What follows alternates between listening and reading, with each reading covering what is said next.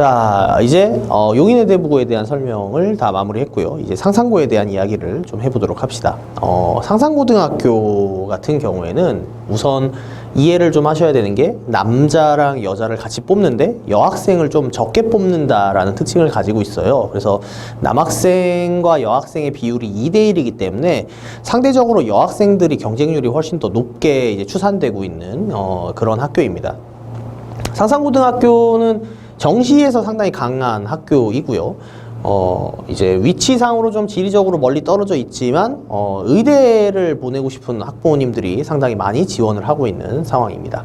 그래서 올해 변경점과 지원 전략을 좀 알아보도록 하죠. 우선 진로 희망과 입학 지원 동기를 자기소개서에서 쓰지 않는다는 특징을 가지고 있습니다. 일반적으로 용인의 대부고의 자기소개서를 쓸 때 진로 희망 사항과 입학 지원 동기라고 하는 거, 왜 들어가고 싶은지와 내가 어떤 꿈을 꾸고 있는지가 상당히 중요한 진로 연계성으로서의 작동을 한다는 걸 생각해 봤을 때 상산고등학교는 좀 특수한 경우인 거죠. 네가 무엇을 하고 싶은지, 네가 왜 들어오고 싶은지는 나는 관심이 없어. 그러니까 넌 중학교 때 무엇을 했는지가 나는 되게 관심이 있어 라고 이렇게 분석을 할 수가 있다는 거죠. 다음은 창의 융합 면접과 독서 인성 면접을 두 개를 동시에 진행합니다. 그래서 여기서 말하는 창의 융합 면접 같은 경우에는 수학과 과학에 대한 문제 해결 능력을 확인하는 부분이고요. 독서 인성 면접 같은 경우에는 이제 문과, 인문사회학적인 관점인 어떤 하나의 문제에 대해서 책을 근거로 들거나 아니면 그러한 자신의 행동 양식 같은 걸 책을 근거 삼아서 얘기해 볼 수 있는지 같은 것들을 묻게 됩니다. 그래서 이 면접이 상당히 좀 어려운 편이라서 상산고등학교에 들어가고 싶은 학생들 같은 경우에는 자기소개서를 쓰는 것에 대한 스트레스는 좀 덜한 편이에요. 자기소개서를 작성할 때 내가 왜 들어가고 싶은지라던가 학교에 대한 조사라던가 상산고에 들어가면 무엇을 할 것인가라던가 이런 개념들은 많이 쓰지 않아도 되기 때문에 정말 자기가 중학교 때 어떤 활동을 해보았고 무슨 공부를 해보았는지 위주로 쓰면 되는 거기 때문에 자기소개서는 크게 스트레스를 받지 않으나 이 면접 연습에 있어서 어떤 문제가 나올지 모른다는 점에서 자신의 면접 역량치를 끌어올리는데 시간이 상당히 오래 걸리는 특징을 가지고 있습니다. 다음 이제 자기소개서에는 다른 학교들과 달리 독서 3권에 대한 자신이 읽었던 책 3권에 대해서 책 내용을 단순히 요약하는 것은 지양하고 자신이 그 책을 읽은 전과 읽은 후 어떤 식으로 행동이 바뀌게 되었거나 생각이 바뀌게 되었는지 그 책이 나에게 어떤 의미가 있는지를 이렇게 적상하는 3권에 대한 독서 3권을 자기소개서에 기재해야 되는 특징을 가지고 있고요. 다음은 이제 학업 수준, 그러니까 내가 이제 어떤 공부를 했었느냐, 내가 이제 어떤 공부를 통해서 내가 어떤 노력을 해왔느냐라는 부분에서 깊이 있는 학업 수준에 대한 것들을 좀 강조하는 편이라 수학과 과학에 대한 공부를 했던 방식이나 자신이 이제 수학과 공부한 내용 그 자체를 적는 데 있어서 굉장히 좀 차이점이 나거나 하지 않습니다. 그러니까 용인의 대부고랑은 조금 상충되는 그런 느낌의 자기소개서가 나오게 되는 것이죠. 이제 창의융합 면접 부분 때문에 이제 수학의 과학에 대한 상당한 자질이 면접을 하는 데 있어서 요구가 되는 편이고요. 독서 면접 같은 경우에는 이제 문과생들이 이제 사용되게 되는 대학교 면접 문제 같은 것들을 많이 차용을 하거나 고등학교 교과서에 있는 지문을 가지고 와서 어떻게 생각하는지를 묻는 형태가 제시되다 보니까 문과적인 성향을 가지고 있는 면접 연습은 상당히 빨리 폼이 올라오는 반면 창의융합 면접에 대한 대비가 상당히 중요한 학교다라고 말할 수 있겠습니다. 이거 외에 이제 자신의 학업 수준 외에는 인성 영역 부분을 500글자를 할애해야 하는데 자기소개서를 실제 쓸 때는 인성 영역 부분을 작성하는데 상당히 오랜 시간이 걸리고요. 실제 자기소개서 작성인 학업 수준 강조나 이런 부분은 생각보다 오래 걸리지 않는 특징을 가지고 있어요. 그럼 실제 자기소개서를 좀 보면서 얘기를 좀 해보면요.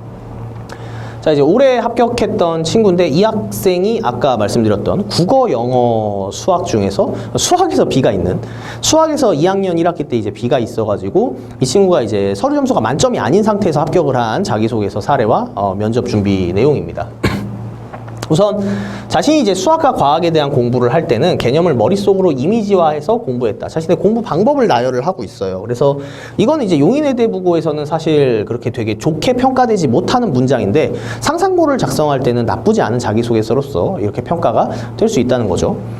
자, 운동 에너지 부분에서는 질량과 속도, 속력이 다른 볼링공을 굴러오는 모습을 상상하며 운동 에너지가 속도와 질량의 비례함을 유추했지만 운동 에너지 공식은 예상했던 E는 mv가 아닌 E는 2분의 1 mv 스퀘어였다.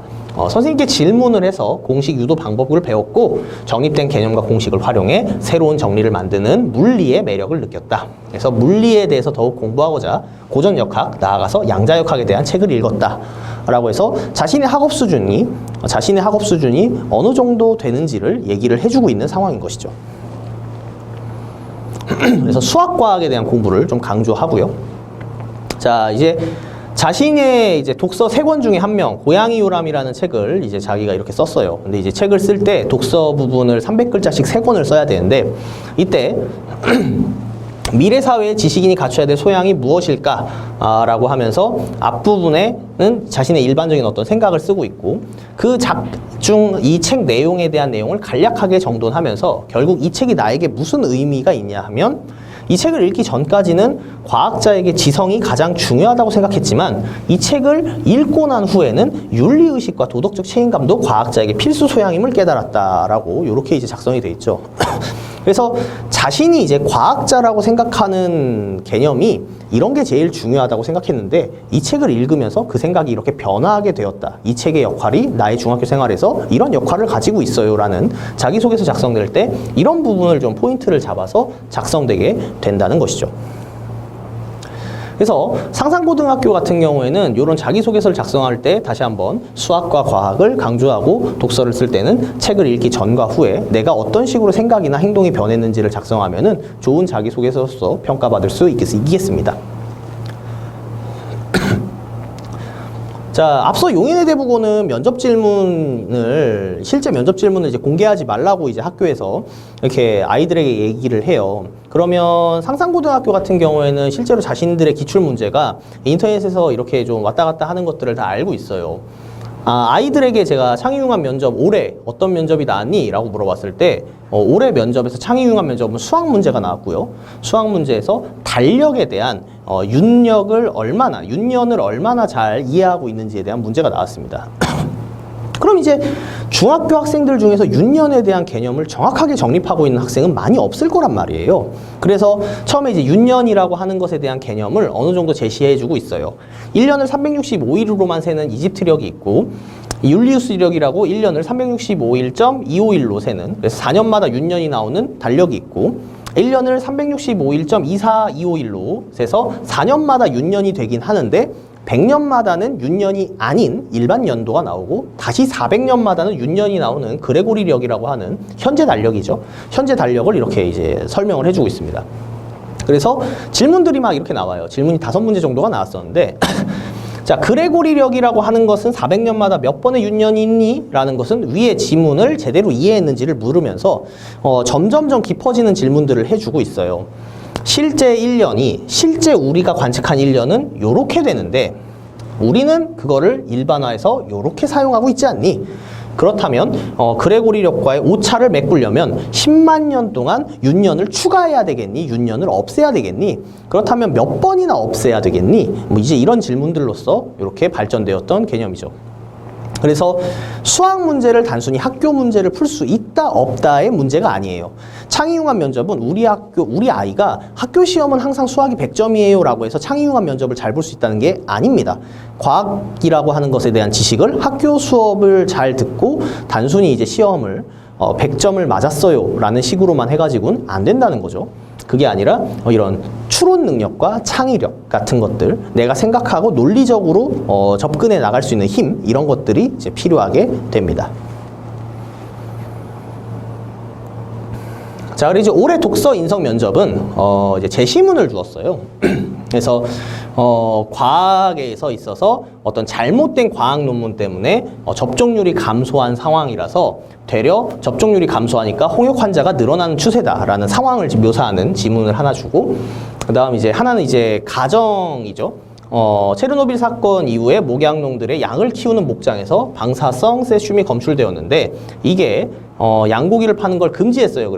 근데 과학자들의 잘못된 실험으로 줄어들 것이라고 예측됐던 세슘의 양이 줄어들지 않았고, 이 실험 방법들이 잘못되는 걸 알고 있어서 과학자들에게 이렇게 수정을 막 요구했는데 의견이 받아들여지지 않았다. 그래서 공장에서 원전 사고 때문이 아니라 공장 때문에 세슘이 생긴 거라고 추측했는데, 그 공장에 마을 사람들이 고용이 되어 있으니까 항의를 제대로 못 해가지고 그냥 그런 피해를 감수하고 있는 상황이다 라고 하는 과학적인 어떤 오개념이나 혹은 과학적인 소문 혹은 어떤 현실적인 상황 때문에 일어날 수 있는 갈등에 대한 사례를 이렇게 제시를 해놓은 상황에서, 가나의 제시문에서 대중들의 특성을 각각 설명하고 과학 연구가 잘 이루어지기 위해서 대중의 바람직한 모습을 말해보고, 과학의 대중화란 무엇인지 말해보고, 그것을 토대로 찬성하는 위 지문을 근거로 과학의 대중화에 찬성하는지 반대하는지 찬성하는 근거를 들어서 말해봐라 라고 얘기하고 있는 거죠. 그래서 이런 것들을 보면 과학에 관련된 내용이지만 생각의 흐름은 상당히 이제 인문사회학적인 계열을 요구하는 형태의 면접 질문이 출제가 되었다는 걸 알 수가 있죠. 그래서 이러한 면접 같은 경우에는 하나의 사건, 사고에 대해서 무엇을 요구하는지를 지문을 보면서 빨리 파악을 하고, 그 사건, 사고에 대한 자신의 생각을 정돈해서 상대방에게 논리 정연하게, 그리고 너무 한쪽으로 치우치거나 극단적인 상황이 나오지 않는 형태로 답변을 하는 연습을 해 주어야 합니다. 그래서 우리가 이제 이런 상상고등학교의 그 면접 질문이 어렵다는 걸 이미 알고 있어요. 그래서 이런 어려운 면접 질문들을 연습하기 위해서 다양한 이제 면접 준비들을 시키고 있는데, 다양한 면접 준비들을 보시면 예를 들어서 이제 수리과학 11회차, 저희가 1년에 20개 정도씩 이렇게 만들어 놓는데, 수리과학 11회차를 이제 제작을 했을 때 당시에는 이제 심슨의 역설이라고 하는 통계학적인 오류를 이렇게 범할 수 있는 현실적인 상황을 제시해서 질문을 이렇게 만들어 놨었던 모의 면접지들이고요.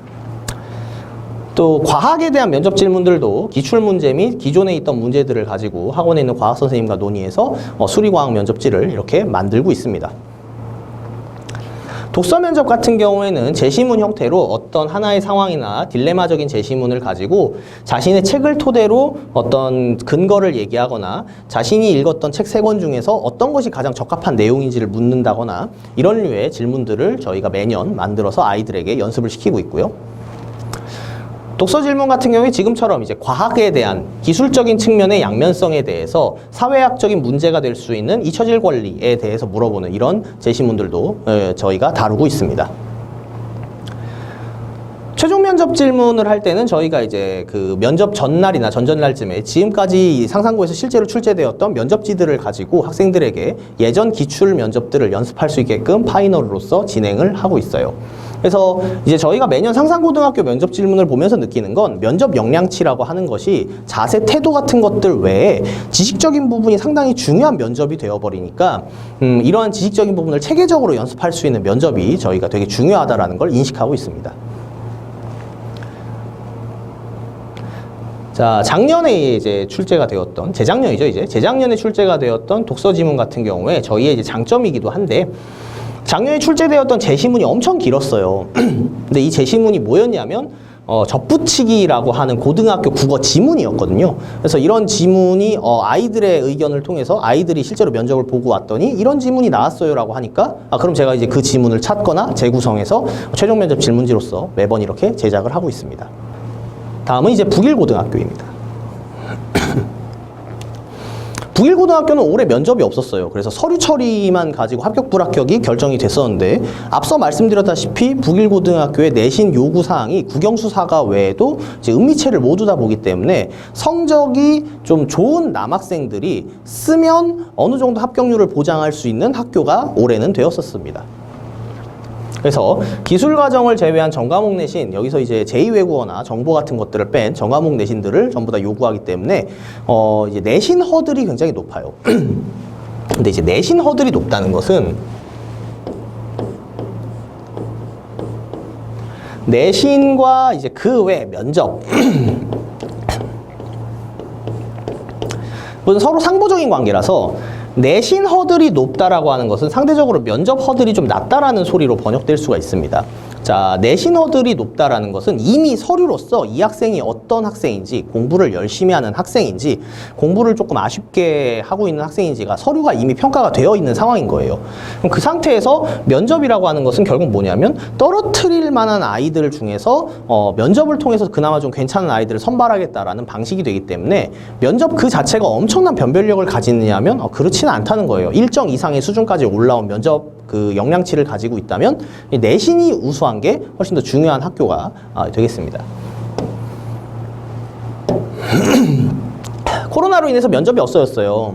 그래서 초기에 이제 예상되었던 것은 2개의 부스에서 3개의 질문을 2번 받아가지고 총 6개의 질문이 나오는 답변 시간은 3분 3분짜리였던 그런 형태였는데 코로나로 인해서 면접이 삭제되면서 서류 점수와 자기소개서 이런 것들을 토대로 평가를 해가지고 최종 합격자를 결정하였습니다.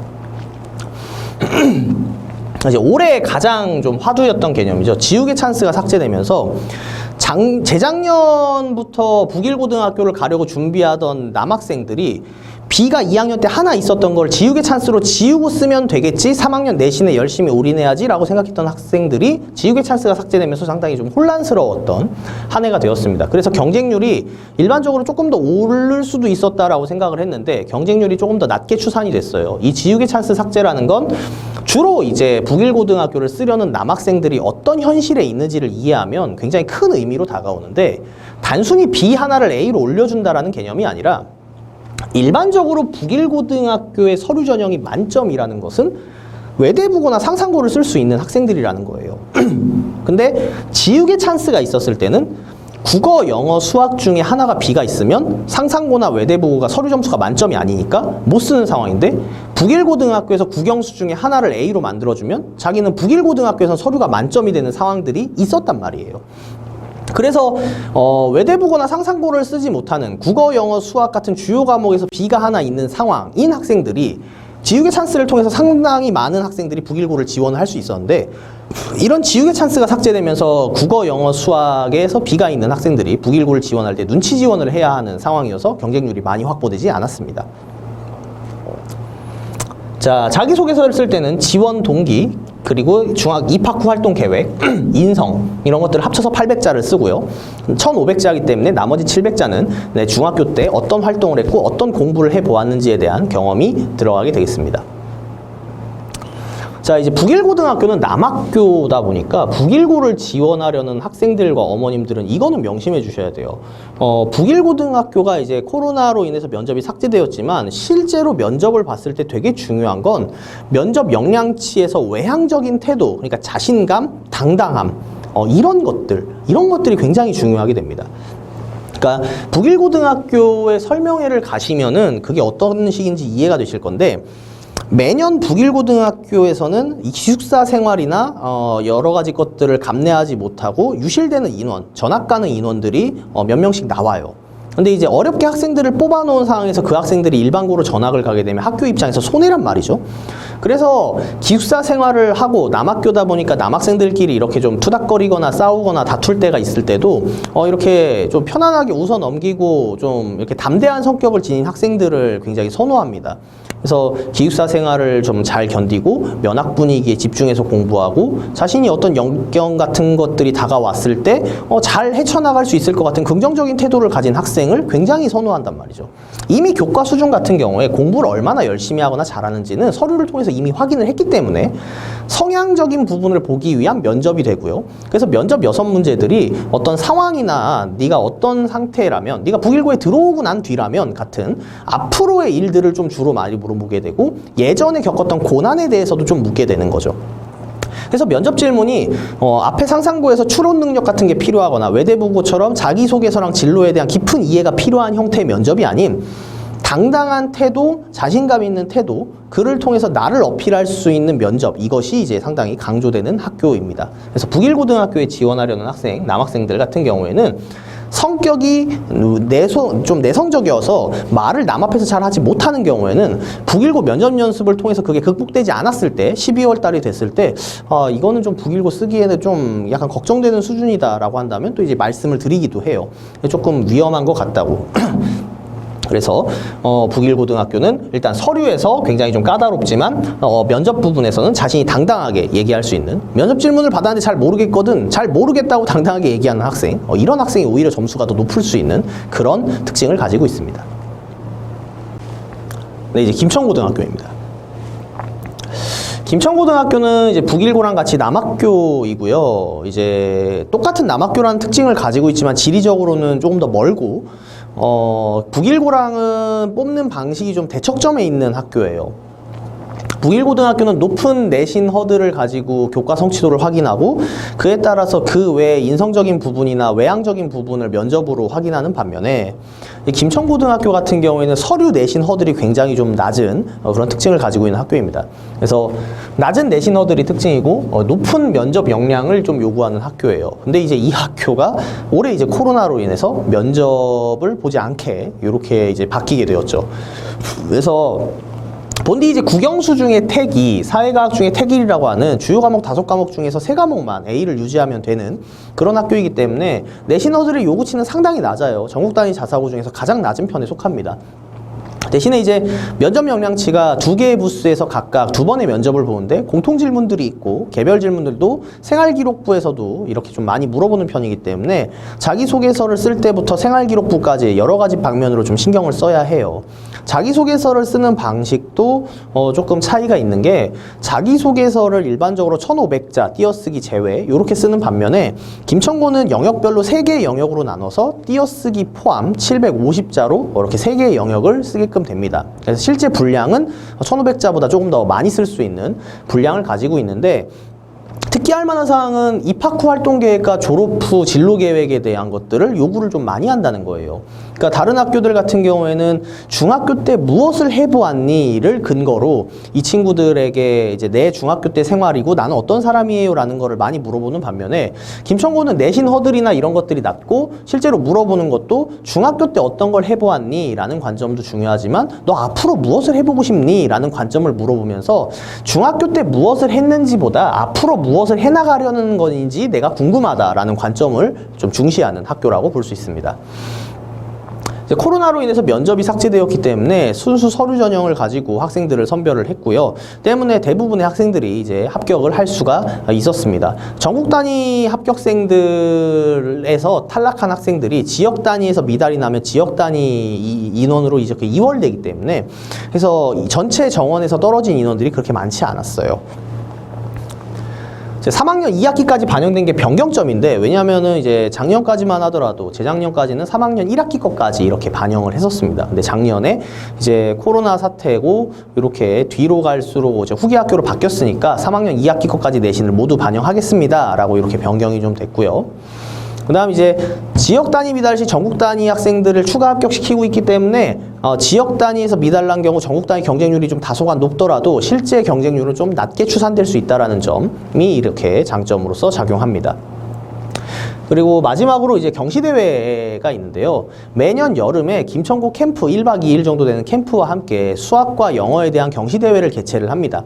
그럼 이 경시대회에서 이제 우수한 실적을 거두게 된 학생에게 따로 학교에서 연락을 와가지고 혹시 이제 김천고에 좀 지원해 볼 생각이 있는지 같은 걸 이렇게 물어보곤 해요. 그래서 실제로 김천고에 좀 들어갈 생각이 없는 학생이라도 이 경시대회는 참석을 해서 자신의 수학이랑 영어에 대한 실력이 어느 정도인지도 확인해 보고 그 실력을 기반으로 혹시 이제 김천고에 또 좀 들어갈 수 있는 좋은 기회가 이렇게 있을 수 있으니까 김천고 경시대회 같은 경우에는 저는 그 오랜 시간 용인의 대보 캠프와 달리 오랜 시간을 이렇게 두려야 되는 게 아니기 때문에 저는 추천을 하는 편입니다.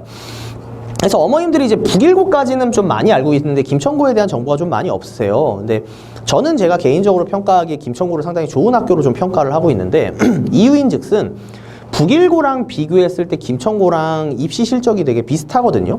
대학교 입시 실적이 그냥 엎치락뒤치락 하면서 비슷한데 북일고등학교는 서류상으로 이미 내신이 굉장히 좀 잘 잡혀져 있는, 그러니까 이미 면학적으로 괜찮은 학생들을 뽑아서 그렇게 대학을 보내는 반면에 김천고등학교 같은 경우에는 내신 허들이 낮기 때문에 상대적으로 중학교 때 생활에서 학교 내신이 조금 구멍이 나 있거나 특정 부분에서 내신이 별로 좋지 않은 학생들을 모집해서 똑같은 대입 실적을 내고 있는 거란 말이죠. 그렇다면 이제 대학교를 보내기 위한 기초 고등학교 프로그램들이 좀 잘 짜여져 있다고 저는 평가할 수 있기 때문에 들어갈 수 있다면 역시나 좋은 학교로서 저는 평가하고 있습니다. 자, 이제 동산고등학교입니다. 경기도에 있는 학생들만 지원할 수 있는 광역단위 유일의 학교고요. 안산에 위치하고 있습니다. 기독교 미션스쿨로서 이제 교회재단, 동산교회재단으로서 이렇게 고등학교가 설립되어 있는 상황이고요. 일단 되게 높은 내신 허들, 이 경우에는 국영수사과 은미체뿐 아니라 기술과정이나 이런 것들을 전부 다 요구하는, 지우개 찬수도 없었던, 그러니까 북일고보다 한술 더 떠서 그냥 전 과목을 전부 다 요구하는 그런 형태의 학교입니다. 당연히 아까 북일고에서 설명드렸듯이 높은 내신 허들을 가지면 상대적으로 면접 영향치는 조금 낮게 돼요. 동산고등학교 서류가 만점이라는 건 북일도 서류가 만점이라는 소리고, 김천, 상산, 외대보고도 모두 서류가 만점이라는 소리이기 때문에 이런 점수대를 가진 학생이 동산고를 지원하게 되는 경우가 그렇게 많지 않습니다. 때문에 내신 허들이 굉장히 높게 요구되는데도 불구하고 되려 B가 하나 내지 두 개씩 있는 학생들이 오히려 더 많이 지원하는 경향을 보이고 있는 특이한 학교예요. 코로나로 인해서 면접 삭제를 제일 먼저 발표한 학교예요. 그래서 이제 8월경에 그냥 우리는 코로나 때문에 단계랑 상관없이 그냥 우리 면접 안 볼래요 라고 이렇게 얘기를 해서 순수 내신 성적만 가지고 학생들을 뽑게 되었고요. 순수 내신 성적만 가지고 학생들을 뽑는데 순수 내신 허들이 굉장히 높으니까 눈치 지원이 될 확률이 높았고, 실제로 이러한 높은 허들 때문에 지난 3년간 경쟁률이 계속 미달이다가 올해 들어서 드디어 이 미달을 좀 벗어나게 되었습니다. 기독교 미션 스쿨인데 학교에서 주장하는 형태는 이제 종교가 전혀 상관없다 라고 이야기를 합니다. 뭐 채플이나 이제 기도회라던가 이런 기독교적인 행사들은 기본적으로 구성이 되어 있지만 반드시 기독교여야지만 학교 생활을 할 수 있는 것은 아니기 때문에 종교와 상관없이 올 수 있는 우수한 사람들이 있다면 좀 왔으면 좋겠다라고 얘기해요. 하지만 자기소개서를 쓸 때 학교의 어떤 교훈이나 방향성 같은 걸 보면 이제 하나님에게 이제 복종하는 우리의 삶, 이런 류의 교훈을 볼 수 있기 때문에 기독교 미션 스쿨이라는 점은 기본적으로 감안을 어느 정도는 하셔야 됩니다. 자, 그리고 이제 제일 사실 동산고를 지원함에 있어서 걱정되는 포인트 중에 하나는 기숙사 인원인데요. 기숙사 인원이 전체 정원이 아니에요. 그러니까 앞서 설명드렸던 모든 학교들은 전원 기숙사였고요. 이 경우에는 동산고는 전원 기숙사가 아니기 때문에, 그리고 기숙사 인원이 그렇게 많이 뽑지 않습니다. 때문에 이제 기숙사에 들어갈 수 없게 되는 시점이 돼버리면 그 근방에서 이제 학생 혼자 자취를 하거나 집을 이사해야 되는데, 이러한 것들이 이제 실제 동산고를 좀 지원하게 되는 경기권 학생들에게 약간의 좀 망설임을 주게 되는 요소가 되고 있어요. 그래서 신앙심이라는 형태의 키워드로 자기소개서가 좀 작성되기도 하는데, 저는 솔직하게 말씀드리면 동산고는 지원 여부, 쓸 건지 말 건지만 결정을 하면 될 것 같아요. 다만 동산고의 입시 실적은 올해 이제 포인트 전환인데, 올해 고등학교 3학년이 되는 학생들이 당시에 0.72대 1이라는 미달이 났던 학생들을 데리고 있단 말이죠. 추가 모집에 추추가 모집까지 해가지고 정원을 채워놓은 상황이기 때문에 이 학생을 데리고도 입시 실적이 지금처럼 똑같이 나온다고 한다면, 그렇다면 동산고등학교는 정말 김천고 이상으로 학교 프로그램이 잘 짜여져 있는 학교예요. 다만 이제 올해 학생들의 수시 실적이나 정시 실적이 그렇게 썩 좋지 않다고 한다면 동산고등학교는 이제 광역단위 자사고로서의 매력을 조금씩 잃어나갈 수 있다라고 말씀드릴 수 있겠습니다. 때문에 지원 여부를 결정할 때는 결국 올해 입시 실적이 어떻게 나오는지가 상당히 중요하게 되겠다라는 게 제 개인적인 의견입니다. 이제 외고 국제고 살펴보도록 하죠. 자, 외국어 고등학교입니다. 외고는 이제 지원의 특징상 앞부분에 말씀드렸던 자사고는 문과와 이과가 모두 지원이 가능한 반면, 외국어 고등학교는 이제 외국어 특수 목적을 지니고 있는 고등학교이기 때문에 당연히 이제 자신이 가려는 학과를 결정을 해야 합니다. 기본적으로 모든 외국어 고등학교는 영어, 그리고 중국어, 일본어 이렇게 세 개는 전부 다 깔려져 있고요. 그 외에 학교별로 프랑스어학과라던가 독일어학과, 러시아어학과 같은 특수 어문학 학과들이 학교별로 좀 다르게 좀 개설되어 있습니다. 경기도 학생들이 지원할 수 있는 외국어 고등학교는 총 8개가 있으며, 그 중에서 이 근방에 있는 학교들인 수원, 성남, 경기 외고가 가장 인기가 좋습니다. 그래서 학과마다 지원 경쟁률이 되게 다르고 내신 기준이 좀 합격 컷이 다 달라요. 예시를 좀 들어드리자면 성남외고 도곡과 같은 경우에는 이제 요번에 2학년 1학기 영어가 B가 있는데 합격을 했다, 뭐 이런 사례들이 있었고, 반대로 이제 영어과 같은 경우에는 영어가 이제 아니라 국어, 동점자 선발에서 2학년 3학년 1학기 국어가 있었는데 불합격했다, 이렇게 학과별로 경쟁률과 컷이 좀 많이 넘나들기도 하고요. 모집 인원이 학과별로 많지 않기 때문에 경쟁률은 인원 1명 내지 2명에 따라서 엄청나게 달라질 수 있습니다. 그래서 지원 경쟁률을 보기보단 지원하는 인원을 봄으로써 지원 여부를 결정하는 게 좋아요. 그래서 학과별로 20명이면 40명을 지원하게 되면 2대1이지만 30명이 지원하게 되면 1.5대1이기 때문에 고작 10명 차이로 경쟁률이 0.5나 차이가 나게 되는 거거든요. 그래서 배수 선발 기준이라고는 하지만 경쟁률이라고 하는 것을 지원 인원으로서 환산해서 좀 볼 필요가 있는 학교입니다. 올해 경기외고만 면접을 시행을 했고요. 수원, 성남은 추첨제가 되었습니다. 이 추첨제라는 게 뭐냐면 우선 동점자 선발 방식을 통해서 동점자를 모두 추려낸 다음에 그 안에서 최종적으로도 동점자가 나오게 되면 그때 가서 이제 크리스마스 다음 날에 추첨을 이렇게 하게 되었죠. 그래서 실제로 면접을 시행했던 경기외고 같은 경우도 공통 질문을 삭제해서 올해 이제 개별 질문만으로 학생들을 이렇게 뽑게 되었습니다. 원래 외국어 고등학교는 모두 다 기본적인 공통 질문이 있고 문과적인 성향의 대학 질문들과 면접 질문들을 중학교 수준으로 다운시켜가지고 어떤 사건이나 상황에 대해서 지원자의 생각을 묻고 그 지원자의 생각을 기반으로서 논리를 좀 전개해 나갈 수 있는 이런 질문들로 많이 편성이 되어 있었는데 올해 코로나로 인해서 면접이 축소되면서 두 학교는 면접을 보지 않고 경기외고도 공통 질문은 없이 시행되었습니다. 자, 외고 이야기를 하는데 수학 얘기를 좀 드려야 될 것 같아요. 그러니까 요건 좀 약간 스토리를 좀 말씀드려야 될 것 같은데 외국어 고등학교에 가는 이유가 무엇일까요? 외국어 고등학교에 가는 이유가 무엇일까요? 외국어 고등학교는 국영수, 사과, 시수 중에서 일부를 파헤쳐가지고 영어랑 다른 제2외국어 시수를 늘린 학교입니다.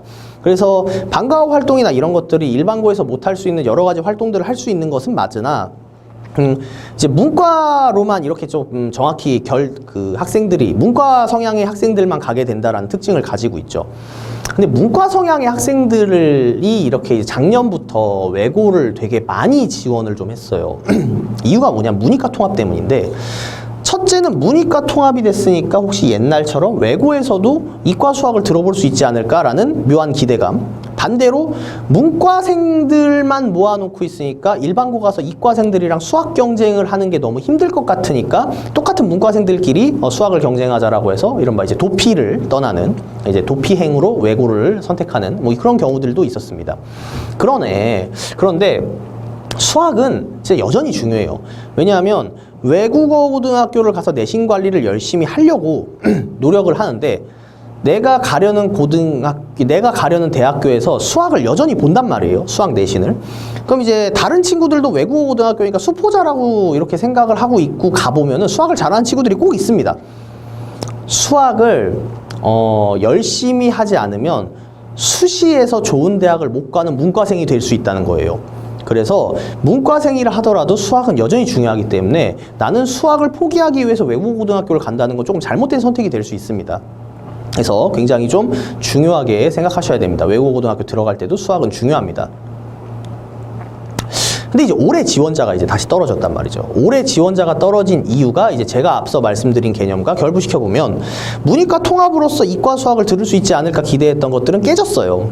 교육과정 편제표를 보니까 그렇게 다뤄지지 않고 있고 그렇다면 이제 외고에 가야 되는 이유가 정말 외국어를 배우고 싶거나 외국어 관련 직종에 가고 싶거나 아니면 단순하게 내가 문과생인데 특목고에 가고 싶거나 라는 관점일 수 있단 말이죠.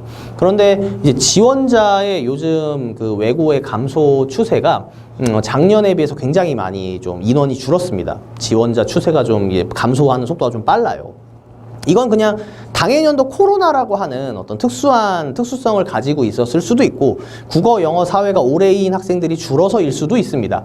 근데 전반적으로 봤을 때 문과생들이 외고를 가기 위한 들어갔을 때 얻을 수 있는 메리트가 예전만큼 굉장히 많아지지 않았다라는 것도 한몫하는 것 같아요. 왜냐하면 학생부 종합전형이 퍼센테이지가 줄어들고 정시가 위주가 되다 보니까 정시 위주라고 하면은 국영수, 사과를 시수 일부를 빼서 제2외국어에 투자해야 되는 외고 입장에서는 그렇게 큰 메리트가 있게 느껴지지 않거든요. 때문에 외고를 가는 이유는 학생부 종합전형 종합전형을 노리고 다양한 활동들을 기반으로 외고에 들어가서 수시를 통해서 내가 좋은 대학교를 가겠다라는 계획성이 좀 수립이 되어 있어야 됩니다. 그래서 지원을 하실 때 내가 외고에 들어가야 되는 이유가 무엇일지를 한 번 더 생각을 해보세요. 지원 학과를 결정하면서도 그런 것들이 중요합니다. 그 다음에 이제 지원 학과와 진로와의 연계성을 자기소개서에서 굉장히 중시하는 학교예요. 면접 같은 경우에는 이제 공통질문으로서 이렇게 제시되어 있으니까 저희가 매년 만들어가지고 아이들과 같이 공부를 하는데, 지원학과의 진로 연계성이 잘 안 써진 채로 자기소개서 초안을 들고 오는 학생들이 많이 있습니다. 예를 들어 내가 독어과에 가고 싶으면 영어, 중국어, 일본어와 달리 독어는 좀 이제 특수학과로 저는 분류하고 있어요. 독일어를 배워야 되는 이유가 무엇일까? 그럼 이제 독일이라고 하는 국가, 독일어를 공부함으로써 얻을 수 있는 메리트, 그거에 관련된 나의 직종이어야지 그게 이제 일관성이 있다는 거죠. 과연 이제 독일에서 하고 있는 어떤 매체 때문에, 방송 때문에 방송 PD를 하고 싶은데 독일어를 배워야 되겠다라는 연계성이라던가, 철학의 본고장인 독일에서 철학을 더 공부하고 싶기 때문에 독일어를 공부하겠다라는 어떤 이런 일종의 연계성이 있어야 됩니다. 그래서 단순하게 외교관이 되고 싶어요 라고 했을 때 가장 많이 쓰는 것들이 이제 일본과 한국 사이의 관계, 중국과 한국 사이의 관계에 대해서 공부하기 위해선 중국과 일본의 문화에 대한 이해가 필요하고, 그런 문화에 대한 이해를 하기 위해서는 어문학에 대한 공부가 필요하다라는 관점으로 쓰는 경우들이 상당히 많죠.